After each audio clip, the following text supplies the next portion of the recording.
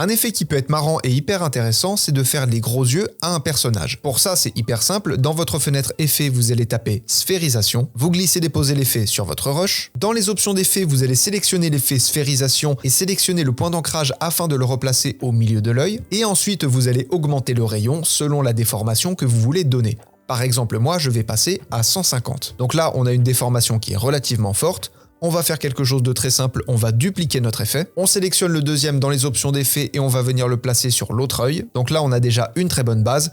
Et maintenant, la partie un petit peu plus technique, je vous l'accorde, et un petit peu plus longue, ça va être de faire le tracking de l'effet sur les yeux. Puisque, comme vous le voyez dans la vidéo, notre sujet bouge, sauf que là, pour le coup, nos effets, eux, sont restés à la même place. Donc, vous allez devoir les animer. Et comment on fait pour animer un effet? Je vous le donne en 1000 et je suis sûr que vous le savez déjà. Vous sélectionnez le premier effet, vous appuyez sur le chronomètre du paramètre centre, donc l'équivalent du point d'ancrage, ce qui vous a généré une première image clé. Vous avancez de 5 secondes, 1, 2, 3, 4, 5. En bougeant les abscisses et les ordonnées, vous allez venir replacer le point d'ancrage. Je vous conseille de passer par ces options-là, puisque si vous passez directement par le point d'ancrage, vous allez avoir des petites poignées qui vont vous déranger, puisque quand on regarde en zoomant, on voit qu'on a un trajet et on a des petites poignées que l'on peut venir modifier. Et ça va vous faire galérer un petit peu, donc passez directement par les options d'effet pour faire votre animation. Et bien évidemment, une fois que vous avez fait le tracking du premier, vous faites la même chose pour le deuxième, et à la fin, ça peut vous donner quelque chose comme ça. Personnellement, je trouve ça assez drôle, ça change un petit peu de ce qu'on a l'habitude de voir. Bien évidemment, le fait de passer par After Effects, ça peut faire gagner du temps, mais en attendant, vous avez déjà de quoi vous amuser. C'est tout pour aujourd'hui, et on se retrouve demain pour la prochaine technique.